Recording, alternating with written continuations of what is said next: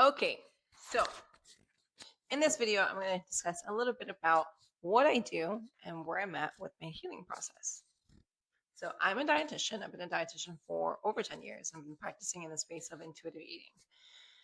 Over the last few years, I've not only just done intuitive eating, I've done a little bit more than that, just because as I've changed, the way that I work with my clients has also changed as well.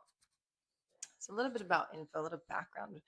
So the way that I practiced before was way back when I first became a dietitian was like calorie counts and here eat more fruits, right? And then over 10 years of experience, you start to see patterns and you start to pick up on things. And so yeah, I don't practice in the same way at all. And I practice from the lens of intuitive eating, which means I make sure that you have a positive relationship with food and we're not just here pretty much putting band-aids on things. Now, the other part to intuitive eating is I do nervous system regulation. So, part of my journey has been really to heal my nervous system and heal myself from a lot of stuff that happened in childhood, kind of similar to a lot of your stories, right? But that really made a difference in how I practice with people because one of the things that I've noticed as I've like healed and started to heal my nervous system is that when you're stuck in fight or flight or you're constantly just anxious or depressed or just not feeling well and you live from that experience or you live from that state of being for decades, it starts to really weigh down on you. And but not only that, it also changes the way you think and it changes the way you view the world. So back in, let's say, yeah, I don't think I really was out of fight or flight until I was like 34. And that's because I went to this Dr. Joe Dispenza meditation retreat, which was amazing, highly recommended. Didn't have the money back then to do it. And I said, fuck it, I'm going to just do it anyways. I put it on the credit card and that was that. And so I walked out of there feeling pretty damn good. And I've been able to keep up with meditating since then. So that was October 2024. Prior to that, though, my life, I was working a full time job. I kind of had it all, really. Even though in my head, I was like, it's not enough, it's not enough, it's not enough. And so I was looking from that lens of like survival, really, right? And so I come from I'm a child of immigrants, right? And I think for a lot of us, children of immigrants, not everybody, right? But for a lot of us, I think we experience a lot of that scarcity mindset, and it took me a long time to get out of that. And still, there's some remnants of that, right? Still in my psyche. Anyhow, long story short, April 2024, I got fired. I pretty much like abandoned a lot of the relationships that I had, and they've all come back, thankfully. Well, some of them, not all of them, on purpose. And then what else? I lived alone for the first time, and then my dog, who was my love of my life. See him right here? I drew him. Such a cutie. Love him. Anyhow, he passed away November of 2020. What are we? Yeah, 2024. So he passed away on the 7th of November. My birthday is on the 8th. So April 2024, I was like, what in the world is going on here? Literally, it was like this happened. A week later, this other thing happened. A week later, this other thing happened. And literally everything that I was, thinking in my head that created safety and security literally was just like snatched from right under me. And I think as a true Scorpio, like in that moment in time, yeah, it was crying. Yeah, it was bad. But I remember my boyfriend was like, why are you crying? You didn't like this job. I'd been working for that company for 7 years. I'd been working full time since I was 22, 21, around there, 23, around there. And so when I first got into my job as a dietitian, and I was like, I went to school for this long to do what? I'm like, it just feels like a glorified server in hospitals. I was like, this is BS. And so I went through this whole transition of like, I don't like this career. I tried changing careers. Thankfully, I didn't because obviously I like it now. But I'm also not working in hospitals or for insurance companies that tell me how to do my job. Anyhow, I digress. So yeah, so all of that happened April of 2024. So then basically it just started to continue to decline, really. It just continued to get worse. My dog passed away. And then anyhow, I didn't start to feel lighter until February of this year. It took me that fucking long, bro. Like it was hard. I went through moments of isolation, moments of deep, deep, deep, deep, deep states of just, it almost felt like I was purging a lot of emotional stuff. I was like crying my eyes out most of those days. I'd say a good 75% of those days I was in a state of like not feeling well and feeling pretty down. After the Dr. Joe Dispenza retreat, yes, it really created a lot of clarity for me. But I think when the nervous system unravels, I think it just, you think that you're going to feel better, but you kind of don't. Not from my experience. I can't talk about everyone's experience. But my experience was, let's literally purge all the shit that you learned and let's get to the root of everything. And that created a lot of like a lot of just wrestling with oneself and unlearning a lot of beliefs that we, just think that they're right. And then you realize, wait, that's not right. Right. And there was a lot of challenges, not just me against me. It was also just like me reevaluating everything in my life. And, I always knew I wanted a career that I could say, this is what I've created, and this is, how I help people, and I make a shit ton of money by helping people, right? I think those two things can coexist. I don't think you have to pick one or the other, but I want to do it on my terms. Like I think there's a place for everybody. I just know that this is my space. This is where I've always gravitated towards. Before passive income was passive income, I had the idea in my head, you know, uh, right outside of college. I just know that this is what I want.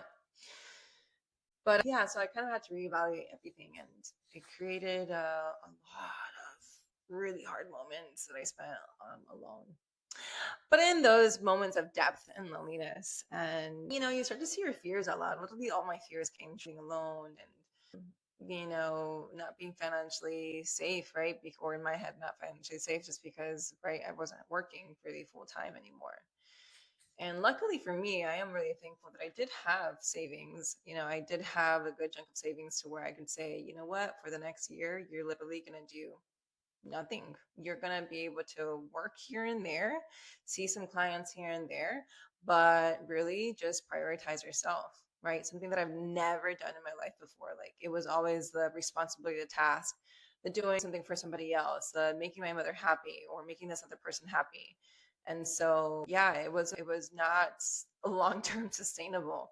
I was definitely burning myself on both ends, and it wasn't healthy. It wasn't conducive to myself. I just got to a point where I really didn't recognize myself, honestly. Even when everything kind of fell apart, I just felt like yeah, like I didn't know who the hell I was. Like, yes, I wanted to make, a successful business happen. That's always been my thing. I wanted to create it on my own terms. I wanted freedom of time, and that's what I've created. And I'm so proud of that. But at that point, it was almost like it's just like you're stripped away of everything that you know to be true. You start judging and questioning everything, really. And luckily for me, like I'd read a lot of, mind neuroplasticity kind of books, since I was in my early 20s trying to fix myself, right? Because, I just grew up thinking that I was either too intense, too dramatic, too outspoken, too rebel. that's that's kind of how I grew up. Kind of that is how I grew up. And so, when you're constantly just kind of like being told this is what you are from people who, are supposed to love you and accept you, you start to believe it, right? And by no means do I hold grudges against those people at all, but that's just cause and effect, right? So yeah, so I had to really unlearn a lot of those things and basically just mother myself, to be honest. Learn self compassion, learn to be nice, learn to be nice to myself, learn to be compassionate to myself. And it's really interesting how it happened because when I got fired, my I had already started working with Faye, which is a third party company who sends referrals, right? And they were sending me referrals and I was seeing clients already. So thankfully when I got fired, I actually had some money that I could just pay off pay my mortgage, which I was so, it's like, it's just things kind of lined up, right? So thankfully I had that, right? And as I was seeing clients, I started noticing the people that I was attracting was actually people who were trying to heal their relationship with food.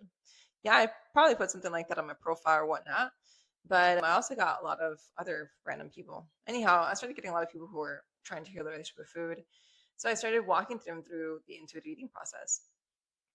And one of the biggest things is self compassion through the intuitive eating process.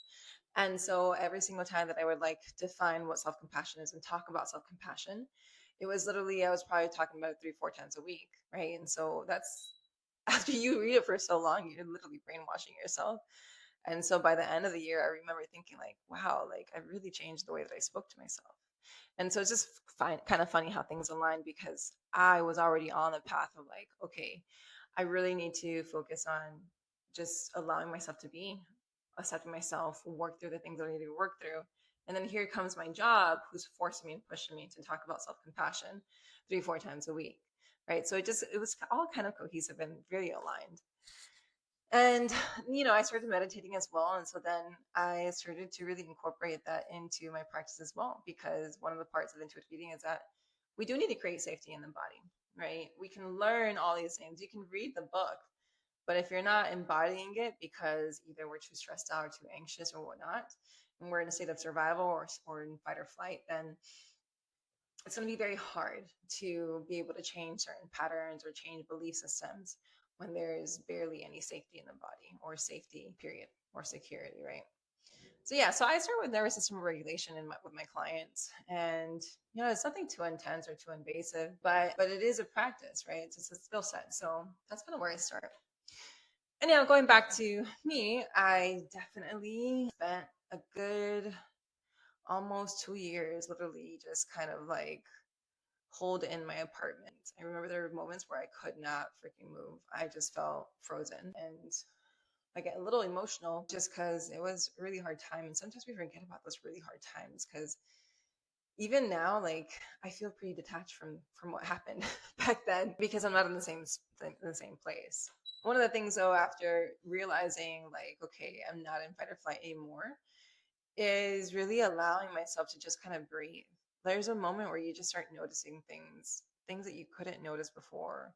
It's like putting on different sunglasses and seeing from a different shade or different perspective, different lens, because you're not really, thinking about things in the same way. You're also not in fight or flight. So then it's almost like your world starts to open up to different perspectives, different opportunities, and you just start to notice little things. So one of the things that I started noticing was, yes, I would speak to myself kinder. I would also be able to catch my thoughts whenever they would spiral before they became to spiral. I mean, it's not perfect all the time, but yeah, for the most part, I'm pretty much able to do that. But you can also notice other things in your body that you didn't notice before. You could also notice, like, when you're slowing down, you can notice the sun setting and really embrace that and really enjoy it. Before that, I could not enjoy a sunset. It looks pretty, it looks nice, but to deeply feel it in your body and just like feel that gratitude of like, wow, this is so amazing. No, I could not do that. I always felt like there was something missing, right? So, and really, the reality was that there was nothing missing. It was just how I was perceiving things and how I was feeling in those moments, where I felt like lack, lots of lack. And so, with being able to notice things that we take for granted, like a butterfly landing on a tree or a bird singing songs, like those things make the world so much prettier to live in. But when we're so constantly in fight or flight, how do we notice those things? We may hear it, but we don't really sit with it for a bit to really identify, like, oh man, that sounds so freaking cool. Like,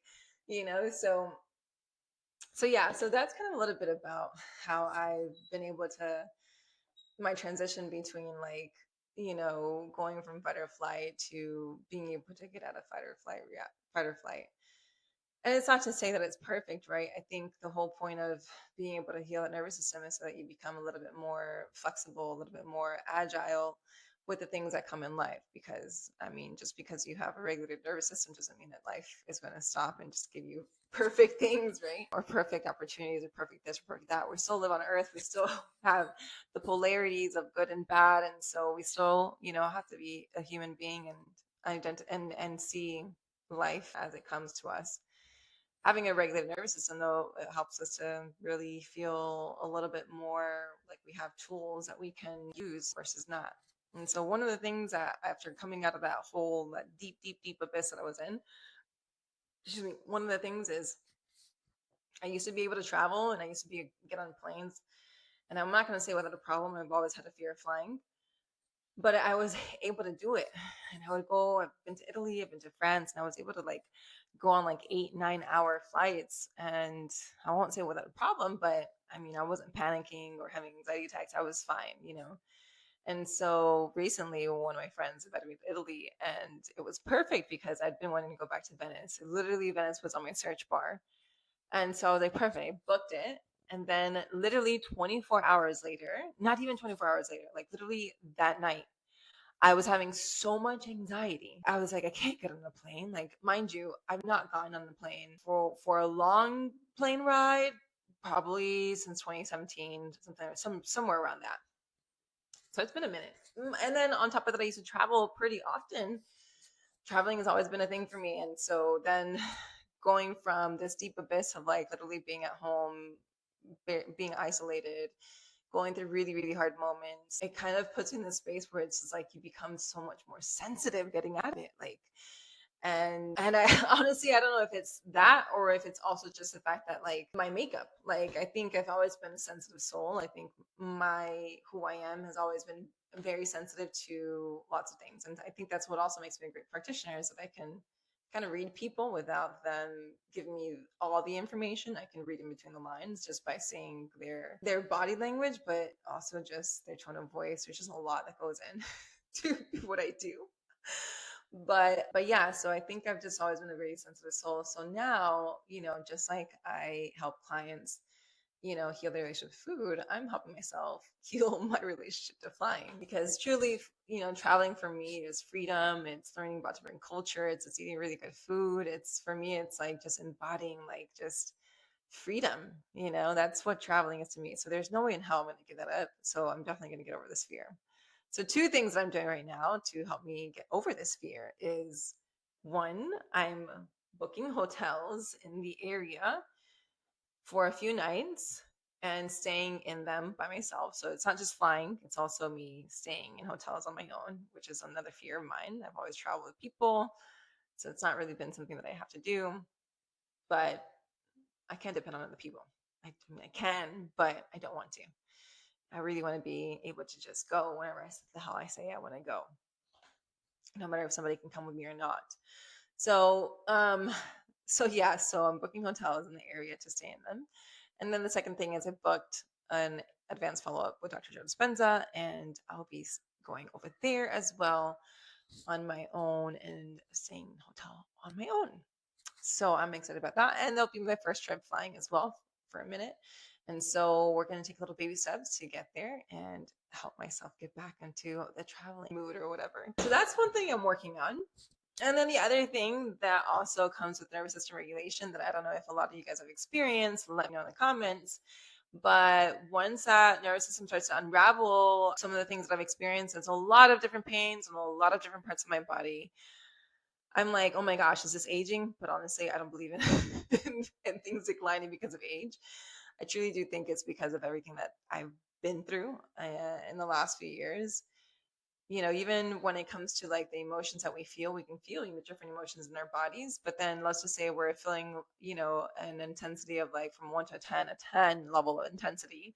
And we're continuing to like, feel that intensity and repetitively, right? So like anxiety or sadness or heaviness or anger, frustration, impatience, all those really depleting emotions, right?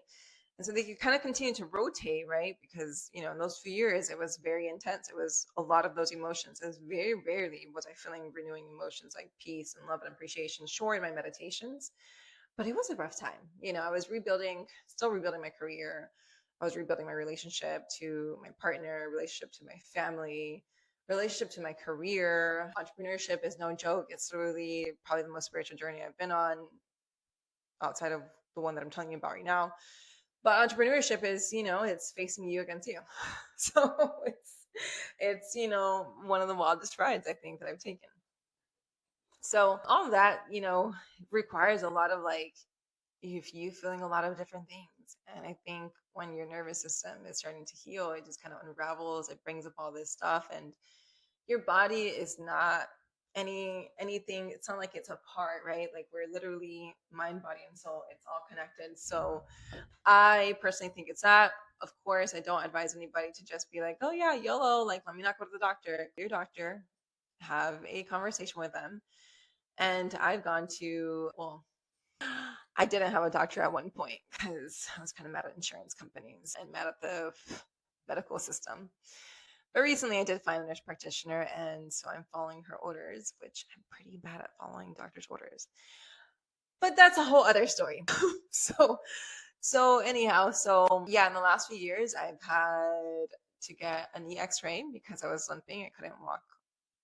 I woke up one day with really massive amounts of pain.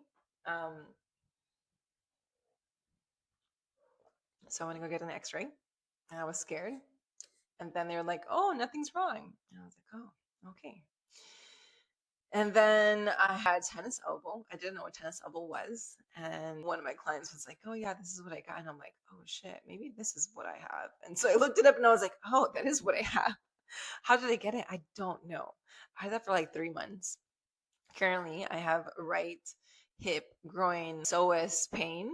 Okay, well, it used to be right psoas pain. Now it just is like right groin pain. I don't freaking know what's going on. I literally, what else? I've experienced tingling in certain parts of my body. I've experienced fatigue, different pains. I mean, I can't even tell you. Like, it's just usually all over different parts of my body. And some of them can last for months, like the tennis elbow or the knee pain or the right hip pain. And some of them are just like kind of passing through. If you guys have experienced this, let me know. But also go get checked out by a doctor. Don't just, put it in your head. I've done my due diligence. I've had colonoscopy, endoscopy done. I've done a CAT scan. I did the x-rays, did the lab work. So just taking it day by day at this point in time.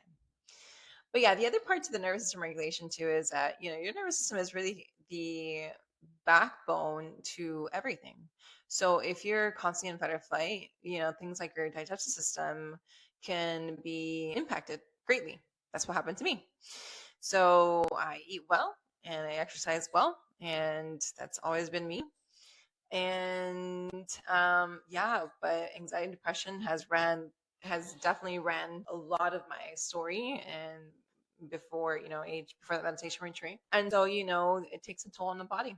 And so for me it was my gut has been, I think, in a state of fight or flight for a very long time, because honestly, like, even when I was a little girl, I remember having like stomach pains. I remember having like problems with constipation, problems with anemia.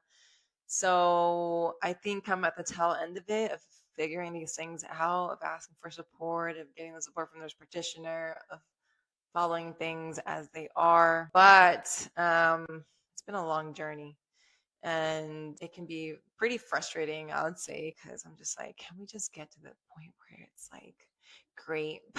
But I think that's the whole point of life, right? Is to kind of go through the highs and the lows and be really appreciative of the highs and be accepting of the lows.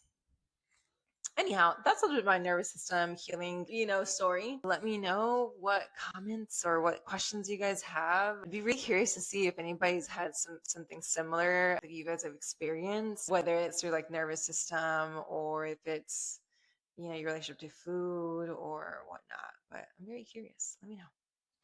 All right. Talk to you guys later. Bye.